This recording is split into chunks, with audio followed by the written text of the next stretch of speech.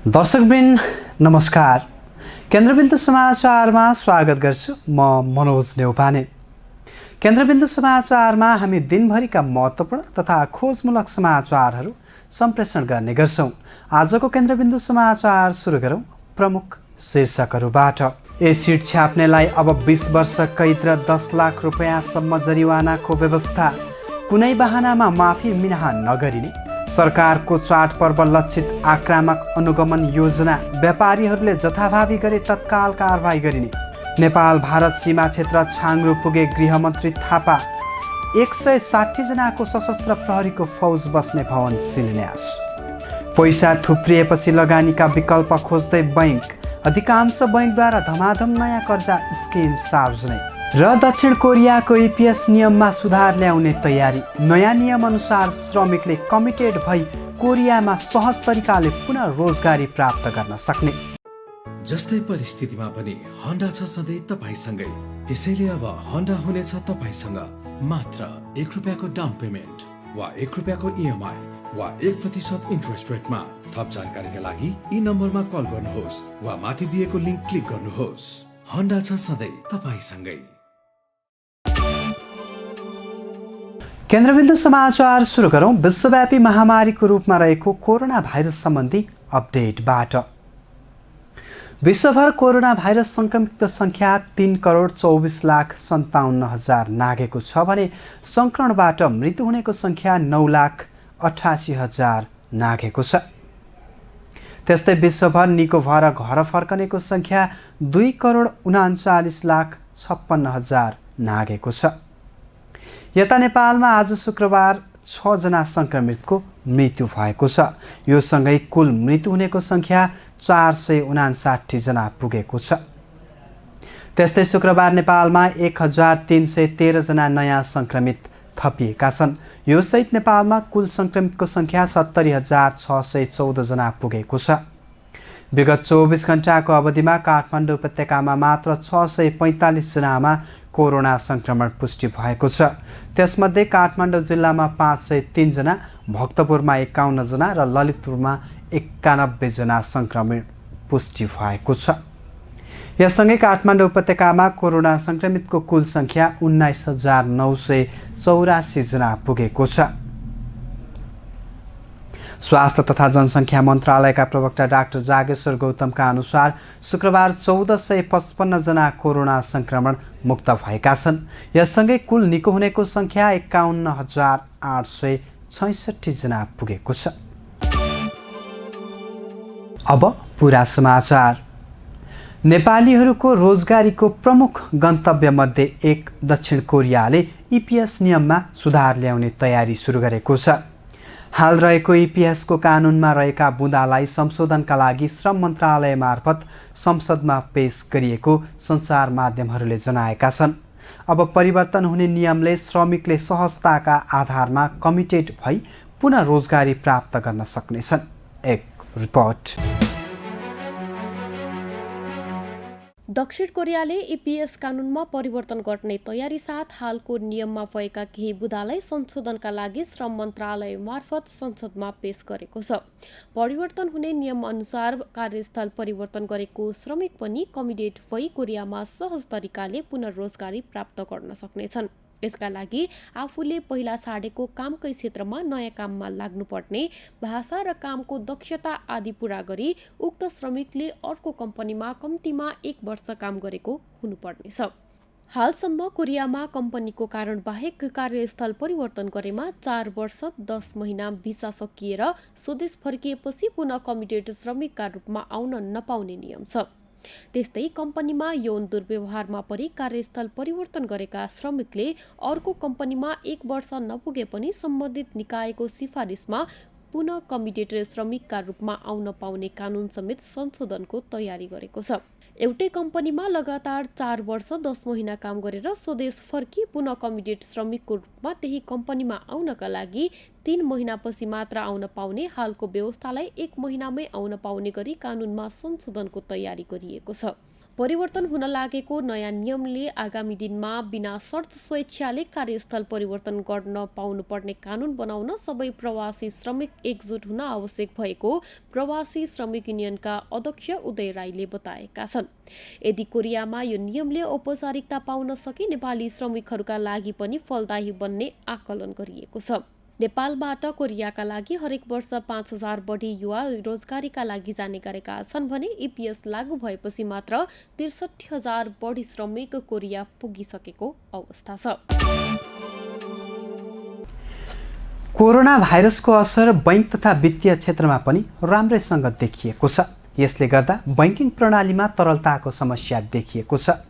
यसै समस्यामा केन्द्रित रही यति बेला अधिकांश बैंकहरूले लगानीका विकल्प खोज्न थालेका छन्। बैंकहरूले असोजदेखि लागू हुने गरी नयाँ ब्याज दरमा घर तथा गाडी सम्बन्धी कर्जाका योजनाहरू धमाधम सार्वजनिक गरिरहेका छन्। हेरौँ यसै सम्बन्धमा तयार पारिएको यो रिपोर्ट। विश्वव्यापी रूपमा फैलिएको कोरोना भाइरसको संक्रमणका कारण बैंकिङ प्रणालीमा लगानीयोग्य रकम थुप्रिएपछि बैंकहरूले लगानीका विकल्प खोज्न थालेका छन्। करिब 7 महिना लामो लकडाउन तथा निषेधाज्ञाका कारण लगानी गर्न नपाएका बैंकहरूले लकडाउन तथा निषेधाज्ञा खुकुलो भएसँगै लगानीका विकल्प खोज्न थालेका हुन्।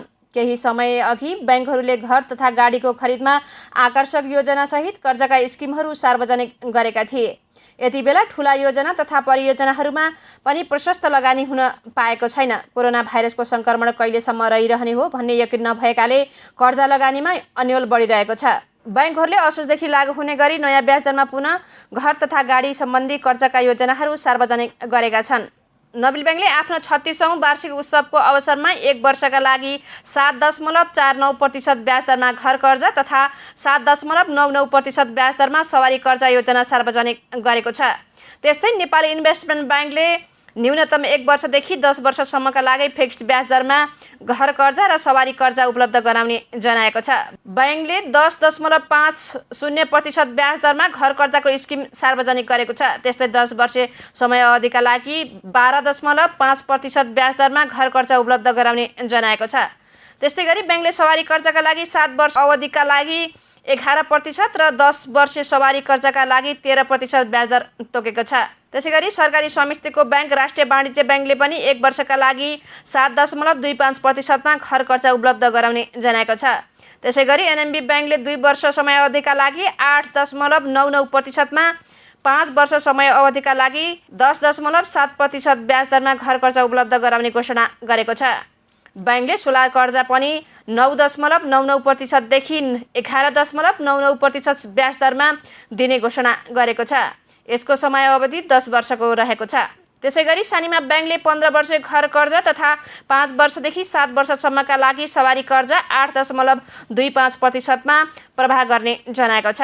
त्यसैगरी एभरेस्ट बैंकले 1 वर्षभन्दा माथिका 5 वर्षसम्म 10.98% मा घर कर्जा तथा 3 वर्ष सवारी कर्जा 10.73% मा र त्यसैगरी 5 वर्ष सवारी कर्जा 11.48% मा उपलब्ध गराउने जनाएको छ। नेपाल राष्ट्र बैंकका अनुसार अहिले बैंकिङ प्रणालीमा 2 खर्ब रुपियाँ भन्दा बढी तरलता रहेको छ। एकापट्टि बैंकिङ प्रणालीमा बढी तरलता हुँदा बैंकलाई लगानीको चिन्ता बढेको छ भने अर्कातिर राष्ट्र बैंकले धमाधम तरलता प्रसोचन गरिरहेको छ।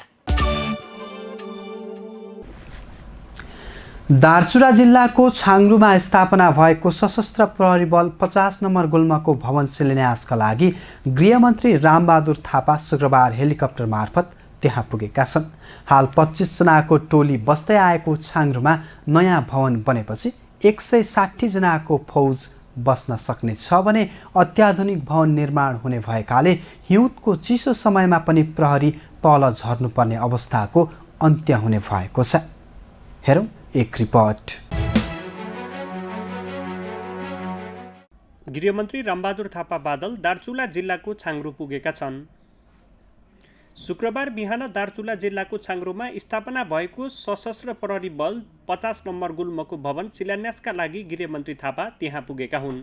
सदरमुकाम खलङ्गाबाट मन्त्री थापा हेलिकप्टरमा दिउँसो छाङ्रु पुगेको गृह मन्त्रालय स्रोतले जनाएको छ। गत असार 29 गते बसेको मन्त्री परिषदको बैठकले सदरमुकाम खलङ्गामा रहेको गुल्मलाई छाङ्रुमा सार्ने निर्णय गरेको थियो। सरकारको उक्त निर्णय अनुसार सशस्त्रको भवन निर्माणका लागि 11 करोड रुपियाँ विनियोजन गरिएको थियो। भवन निर्माणका लागि बजेट विनियोजन भएपछि सशस्त्र प्रहरी बलले बोलपत्र आह्वान गरेर निर्माण प्रक्रिया अगाडि बढाएको हो। अहिले प्रहरी निरीक्षकको नेतृत्वमा 25 जनाको टोली रहेको छाङ्ग्रुमा भवन निर्माणपछि 160 जनाको फौज रहने गुल्म स्थापना गर्ने सरकारको तयारी रहेको छ। भवन निर्माणका लागि गत वर्ष नै सशस्त्रले 15 रोपनी जग्गा प्राप्त गरिसकेको छ। अहिलेसम्म उक्त स्थानमा जाने सडक नहुँदा त्यहाँका जनताले अत्यन्तै कष्टकर यात्रा गर्दै आएका छन्। सरकारले पहिलोपटक छाङ्ग्रुमा वैशाख अन्तिम साता बोर्डर आउटपोस्ट BOP स्थापना गरेको थियो। इन्स्पेक्टरको कमान्डमा 25 जना रहँदै आएकोमा अहिले छाङ्ग्रुमा गुल्म स्थापना भएपछि DSP धीरेन्द्र शाहको नेतृत्वमा टोली खटिएको छ। DSPले कमान्ड गर्ने गुल्ममा 160 जना प्रहरी रहनेछन्। पहिलो चरणमा 3 महिनाभित्र निवास भवन बनिसक्ने र त्यसपछि बिस्तारै संरचना थप्दै जाने सरकारको तयारी रहेको छ। उच्च भूभागमा भवन बन्न लागेकाले चिसो मौसम अनुकूल निर्माण हुने जनाइएको छ। नयाँ भवन बनेपछि हिउँदको चिसो समयमा पनि प्रहरी तल झर्नुपर्ने अवस्थाको अन्त्य हुनेछ। सरकारले दार्चुला सदरमुकाममा भने गढ स्थापना गरिसकेको छ। सीमा सम्बन्धी सूचना राख्ने, सीमा निगरानी गर्ने र सीमाको रक्षा गर्ने लगायतका उद्देश्यसहित सरकारले 2058 सालमा सशस्त्र प्रहरी बल गठन गरेको थियो। सशस्त्र प्रहरी ऐनको दफा 6 को 6 अनुसार नेपालको सीमा सुरक्षा गर्ने जिम्मेवारी सशस्त्र प्रहरी बललाई तोकिएको छ। मन्त्री थापाको टोलीमा दार्चुलाका सांसद गणेश सिंह ठगुन्ना, सशस्त्र प्रहरी प्रमुख IGP शैलेन्द्र खनाल, गृह सचिव महेश्वर नेउपाने, सुरक्षा सल्लाहकार इन्द्रजित राई लगायत रहेको गृह मन्त्रालय स्रोतले जनाएको छ।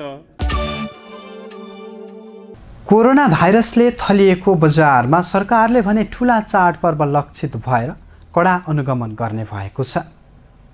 दशैं लगायतका चाडपर्व नजिकिएसँगै वाणिज्य आपूर्ति तथा उपभोक्ता संरक्षण विभागले उपत्यकासहित देशभरका ठूला बजारमा अनुगमन बढाउने भएको हो। चाडपर्वको समयमा व्यापारीहरूले जथाभावी मूल्य लिने, म्याद गुज्रिएका अखाद्य वस्तुलाई बेच्ने लगायतका समस्या देखिने गरेकाले सरकारले यसको कडा अनुगमन गर्ने भएको हो। हेरौँ पुरा समाचार। सरकारले दशैं लगायतका चाडपर्व नजिकिएसँगै बजार अनुगमनलाई प्रभावकारिताका साथ लागू गर्ने भएको छ। वाणिज्य आपूर्ति तथा उपभोक्ता संरक्षण विभागले चाडपर्व लक्षित विभिन्न 10वटा टोली गठन गरी विशेष बजार अनुगमन सुरु गरेको हो। साधारणतया विभागले 4-5 वटा टोली मार्फत बजार अनुगमन गर्दै आएको छ। विभागका टोलीले खाद्यान्न, इन्धन, लत्ता कपडा, माछा, मासु, तरकारी, फलफुल लगायतका थोक तथा खुद्रा पसलमा अनुगमन गर्नेछन्। चाडपर्वको समयमा व्यापारीहरूले जथाभावी मूल्य लिने, म्याद गुज्रिएका अखाद्य वस्तुलाई बेच्ने लगायतका समस्या देखिने गरेकाले दशैं आउन करिब 4 साता बाँकी छँदै विभागले अनुगमनलाई सक्रिय रूपमा अगाडि बढाएको हो। विभागले सबै अनुगमन टोलीलाई भूगोल नै तोकेर अनुगमन सुरु गर्न निर्देशन दिएको विभागका प्रवक्ता रविन्द्र आचार्यले बताए। खास गरी काठमाडौँको कलङ्की, बालाजु, बुढानीलकण्ठ, महाराजगञ्ज, सावहिल, कोटेश्वर तथा भक्तपुर र ललितपुरमा समेत क्षेत्र तोकेर नै टोली परिचालन गरिएको प्रवक्ता आचार्यले बताए। त्यस्तै विषयगत विभागहरू खाद्य प्रविधि तथा गुण नियन्त्रण विभाग, नेपाल गुणस्तर तथा नापतौल विभाग र मुलुकभरका सबै जिल्ला प्रशासन कार्यालयमा तोकिएका बजार अधिकृतहरूलाई समेत बजारमा उपस्थिति बढाउन निर्देशन दिएको उनले बताए। यस्तै सबै प्रदेश र स्थानीय तहलाई पनि आपूर्ति सन्तुलन र मूल्य नियन्त्रणमा ध्यान दिन अनुरोध गरेको आचार्यको भनाइ छ। यो चाडपर्व र कोभिड सङ्क्रमण जोखिम सन्दर्भमा उपभोक्ता बढी ठगिने अवस्था हुन्छ, यसलाई हामीले पूर्वानुमान गरेका छौँ र सँगसँगै बजारमा व्यवसायहरूले सबैले आफ्नो इमान्दारितापूर्वक व्यवसाय सञ्चालन गरिदिनु भएमा समस्या हुँदैन। त्यो नगरेर उपभोक्ता ठगिने अवस्था पनि आउनसक्छ। खास गरेर दुध, घिउ, खाद्यान्न आदि चिजहरू अनि इन्धनका कुरा, त्यसपछि माछा, मासु, अन्डा, तरकारी, फलफुल यस्ता वस्तुमा चाहिँ बढी, लत्ता कपडा बढी चाहिँ ठगिने सम्भावना हुन्छ अहिलेको सन्दर्भमा।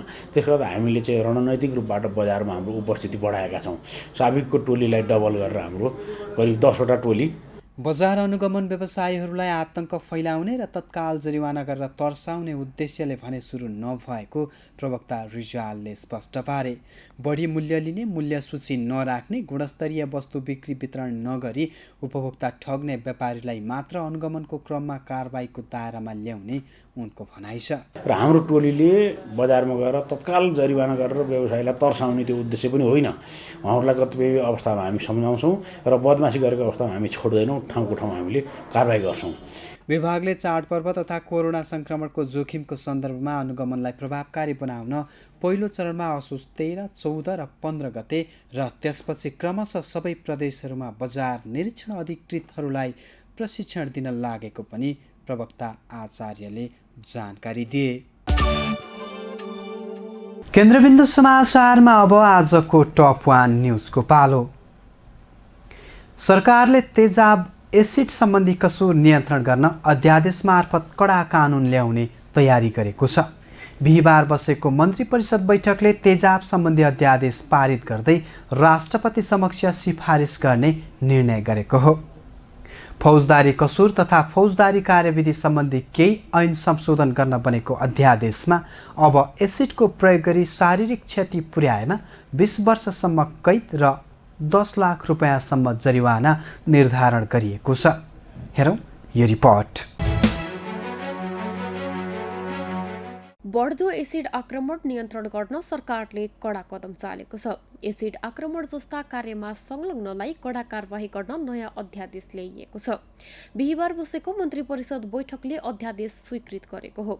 एसिड आक्रमणका लागि मुलुकी अपराध संहितामा पनि केही व्यवस्था गरिएको छ, तर उक्त व्यवस्था अपुग भएको भन्दै सरकारले नयाँ अध्यादेश ल्याएको हो। नयाँ अध्यादेश अनुसार तेजाब फ्याँकी, छर्की, खन्याई वा प्रयोग गरी वा सेवन गराई अङ्गभङ्ग तुल्याएमा र शारीरिक क्षति पुर्याएमा 20 वर्षसम्म कैद सजाय प्रस्ताव गरिएको छ। त्यसैगरी पीडितलाई पीडकबाट 10 लाख रुपियाँसम्म जरिवाना निर्धारण गर्न सकिने बताइएको छ। फौजदारी अपराध संहिताको दफा 192 र 193 संशोधन गरी तेजाब जस्ता घातक रसायन छ्यापी, दुवै आँखा जले, दृष्टि, दुवै कान जली क्षति भए, सुन्ने शक्ति नष्ट भए, कानको जाली क्षति भई, काम नलाग्ने भए, अनुहार पूर्ण रूपमा जले, वक्ष्यस्थल, यौनाङ्ग आदि जले क्षति भए 20 वर्ष कैद र 10 लाख रुपियाँ जरिवाना निर्धारण गर्ने उल्लेख गरिएको छ। यसरी दोषी ठहर भएर सजाय काटिरहेको व्यक्तिले असल चालचलन देखाएमा कैद छुट हुने वा माफी मिनाहा पाउने सुविधा नपाउने अध्यादेशमा उल्लेख रहेको छ। यो सजाय एक दिन पनि माफी मिनाहा नहुने, पुरै अवधि जेल बस्नुपर्ने फौजदारी निर्धारण गरिएको छ।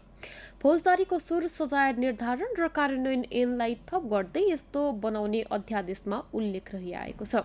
यसैगरी अध्यादेशले तेजाब आक्रमणबाट कसैको एउटा आँखा, एउटा कान जले क्षति पुगे, अनुहार कुरूप भए, एउटा स्तन जले, दुवै हात जली काम नलाग्ने भए, गोडा पूर्ण रूपमा जलेर काम नलाग्ने भए, टाउको कुनै भाग, मेरुदण्ड जलेमा 7 देखि 10 वर्ष कैद तथा 7 लाख रुपियाँदेखि 10 लाखसम्म जरिवाना निर्धारण गरेको छ। तेजाब छ्यापेर शरीरको कुनै अङ्गमा क्षति भएमा कसुरको प्रकृति अनुसार 5 देखि 10 वर्षसम्म कैद र 1 लाखदेखि 5 लाख जरिवाना हुने अध्यादेशमा उल्लेख छ।